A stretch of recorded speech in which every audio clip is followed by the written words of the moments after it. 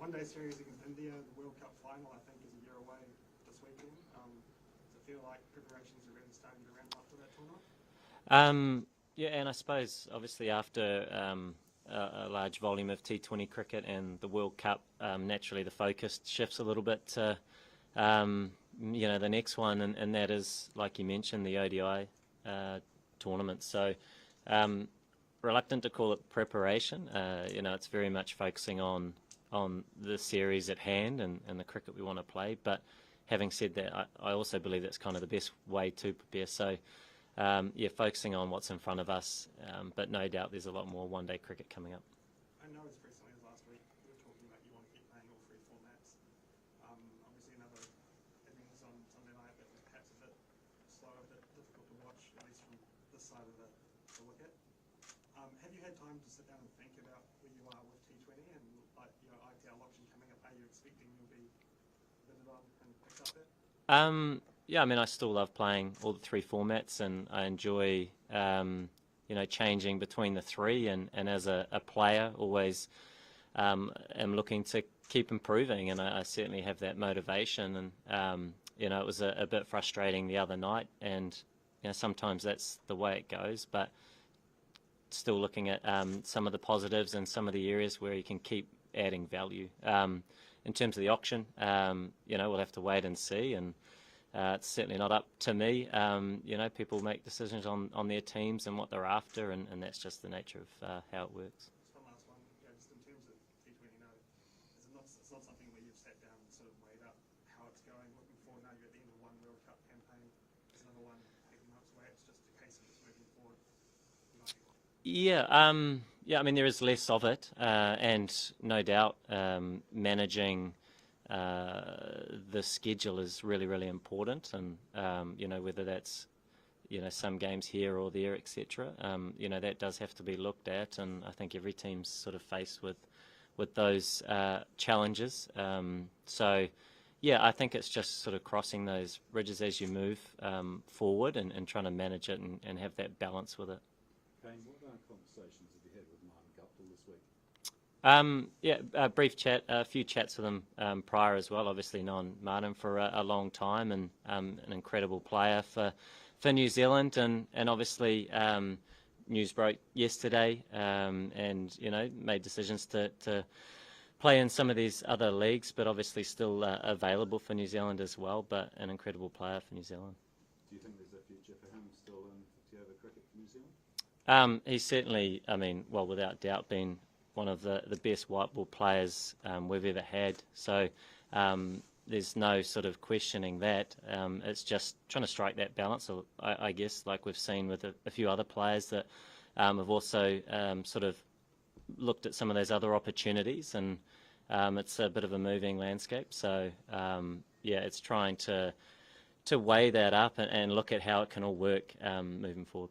What were those conversations like? He must be feeling pretty disappointed after 13, 14 years in the black cap. It looks like it might have come to an end. What were those conversations like? He hasn't retired, so he's looking at playing some other tournaments, and while still being available. But like I say, it's balancing that moving forward. He's still very motivated to keep playing and getting better, and I think that's important for all players, even though he's played such a long, amazing career. So as a mate and a teammate over a long period of time, we had a few good chats, and it's managing that time. I think as a player, you always go through different periods, and you get to different stages, and you're trying to basically manage that as best you can.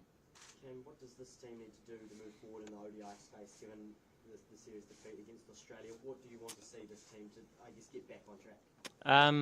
It's sort of reconnecting a little bit. Hasn't been a huge amount of one-day cricket in the past. It's been a lot more T20 with some tests. So I think it's sitting down as a group and getting a nice understanding. There's always change as well in environments, and so there's a few factors to look at. But ultimately committing to those things, keeping it nice and simple, and going out and expressing ourselves, because obviously there's a long time between now and the next major event in ODI cricket, and a lot of games in between that time. Has it been a bit frustrating with the weather? I know you can't do anything about it, no one can, but the weather delays days in the game so far, and I mean, hopefully not today. Has it been frustrating to not get, I guess, the amount of cricket that this team could in New Zealand? Yeah, I mean, it's like you say, can't control it. It's a little bit unusual, I think, the type of weather we've been getting at the moment, but you know, it sort of is what it is, really. So we just keep looking forward to the next challenge, preparing as well as we can, and obviously the weather tomorrow looks pretty good. So yeah, I mean, it'll be nice to get the series started in the ODI format.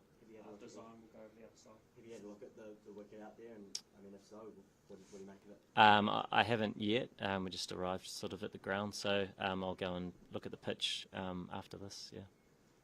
Just your thoughts on ODI cricket as a whole and the format itself. We had a one-day international between Australia and England recently, where there were 1,000 people at the MCG. What are your thoughts on the future of this format, and what does? Yeah. Yeah. I suppose. Yeah, that's sort of unfortunate to see, but it might speak a little bit to the volume as well of cricket that has been had, because no doubt, you know, the ICC World Tournaments are always, you know, incredibly popular. So there's probably a few factors there. There's been a lot of cricket on, and obviously they've just had a World Cup where you know, there was a lot on in their country too. So yep, it's, I suppose, always been looked at closely, trying to make sure there's as much context as possible in games of cricket, and bilateral series and things. You know, you can only hope that as teams you're always looking to improve and make the cricket better and better and more appealing to watch. So yeah, it's hard to know exactly where it's going, but I think every team's got well, every team does basically have a World Cup on the horizon, so there'll be a lot of focus going into ODI cricket, I'm sure, still. Do you think, though, that 50-over game could kind of be in danger? We have Test cricket, the pinnacle, T20, the moneymaker. Something's got to give, like you say, with that congested schedule. Yeah, it's tough. That you do feel like it will settle somewhere, and I don't know how, and I don't know what it'll all look like, but there is a huge amount on, and you know, a lot of teams almost have two teams at the moment, you know, playing international cricket, which is just because it's almost impossible not to, you know. So, and yeah, I don't know exactly basically where it's going to settle. I know that there are always conversations about trying to make it more appealing in any format, really, context, different rule changes, etc. So we'll just see.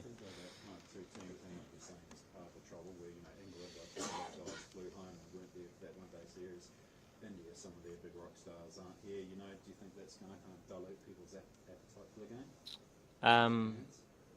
Yeah, I mean, I think when there is so much on, you might see things like what we saw in Australia, where you know, there weren't as many people as they'd hoped, and maybe weather was a factor too. It's hard to know exactly, but yeah, you do want to make sure that, or as much as you can, that there is context and players are nice and fresh, but tough to achieve at the moment. Yeah. England's template of going bang from the very first ball, especially in T20, and now there is a debate the same format. Obviously, England has been implementing in ODI as well. How tough it becomes for the players like you or Rohit Sharma or Virat Kohli, legends of the game, different style, anchor style, and then go later on. Yeah, I suppose, you know, it's a lot about, as a team, how you want to plan, you know, your best recipe, I guess, and England have a good formula and have a lot of depth in terms of their all-round capabilities as cricketers, and they bat a long way down, so naturally they're able to position themselves a certain way, and every team is always looking at how they can get the most out of what they have and the style of cricket they want to play. So I don't think there's a right or wrong way of doing anything. It's just really trying to connect to what you can do to be the best cricket team you can be. But do you think that the same template can be continued, especially if you think that the World Cup is happening in India, and Indian pitches are not like Australia or England where you can go from the first one? So where there the likes of whether experienced campaigner like you or Rohit or Virat, it will be a different ball game altogether. Would even ODI cricket any back in India?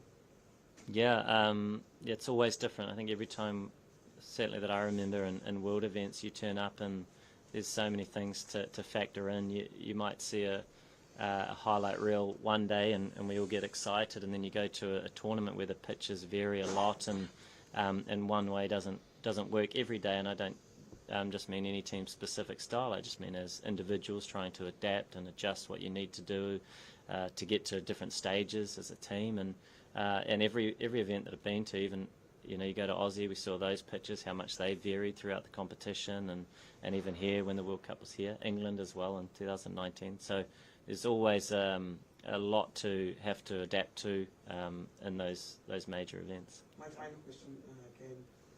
Because of amount of, you spoke about the volume of cricket being played these days. Do you think the high time has come? India has already started that. A split captaincy in all three formats, split coaching staff, maybe even split selectors specifically. Do you think that time has come? It appears to be sort of happening more and more, and you can understand why. There's so much on, and you can't do everything, and basically for that reason, you see a lot of teams with those sorts of makeups to how they're operating. Andrew? Kane, did Gary and Gavin ask for your input before they dropped Martin from the ODI side? I mean, obviously our most recent series, and he was very much in the squad, and as you narrow down to a smaller squad when you play at home, it's a little bit more challenging to fit everybody in, but we're always having different discussions around the team and the direction, and with individuals, etc. So there's always different chats that are happening, and you're looking at the next series, you're looking at different periods of time and trying to keep growing depth and all these sorts of things. So there's a lot of factors to always discuss and try and be on top of. And you know that he's not retired, but would you rather he was still in the squad for the series, or are you comfortable with the decision you got?